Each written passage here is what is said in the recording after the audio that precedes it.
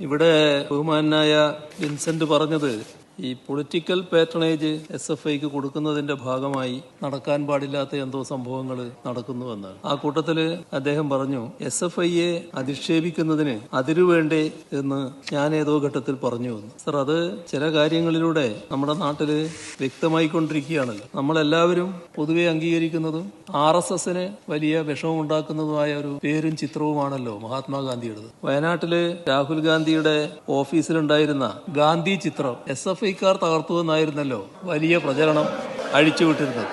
അത് ഇപ്പോൾ ശബ്ദമുണ്ടാക്കുന്നവരെക്കാളും കടുത്ത ശബ്ദത്തിലും നമ്മുടെ നാട്ടിലെ മാധ്യമങ്ങൾ പ്രചരിപ്പിച്ചതാണല്ലോ സർ. പക്ഷേ പിന്നീട് വസ്തുതകൾ കൃത്യമായി പുറത്തു വന്നല്ലോ.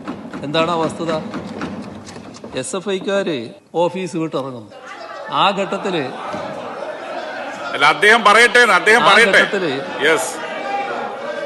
ഗാന്ധി ചിത്രം അവിടെയുണ്ട് സർ. ആ ഓഫീസിൽ കയറിയ SFIക്കാര് മുഴുവൻ അവിടെ നിന്ന് ഇറങ്ങുന്ന സമയത്ത് ഗാന്ധി ചിത്രത്തിന് ഒരു കേടുമില്ല. ഗാന്ധി ചിത്രം അവിടെയുണ്ട്. അപ്പോ അതിനുശേഷം ഗാന്ധി ചിത്രം തകർക്കപ്പെട്ടു സർ. ആരാണ് ഗാന്ധി ചിത്രം തകർത്തതപ്പോ? അവിടെയുള്ളത് കോൺഗ്രസ്സുകാർ മാത്രമാണ്. ഗാന്ധി ചിത്രം തകർത്തതിന്റെ പേരിൽ എന്താണ് പറയാനുള്ളത്? നിങ്ങൾ എന്തിന് ഗാന്ധി ചിത്രം തകർക്കാൻ പോയി? നാണം കെട്ട രീതിയിൽ പിന്നെ അതിനെ ന്യായീകരിക്കാൻ നോക്കുക. നാണം കെട്ട രീതിയിൽ അംഗീകരിക്കല്ല വേണ്ടത്, അതിനെ ന്യായീകരിക്കല്ല വേണ്ടത്. അങ്ങനൊരു അബദ്ധം പറ്റിയെന്ന് പറയാ വേണ്ടത്. നിങ്ങളുടെ ചെറുപ്പക്കാർ ഇങ്ങനെ കാണിച്ചില്ലെങ്കിൽ ആ ഗാന്ധി ചിത്രം തകർത്തത് ശരിയല്ല എന്ന് പറയാനുള്ള ആർജവമാണ് കാണിക്കേണ്ടത്. വെറുതെ കയ്യും ഉയർത്തി ഇങ്ങനെ പറഞ്ഞുകൊണ്ട് കാര്യമില്ല കേട്ടോ.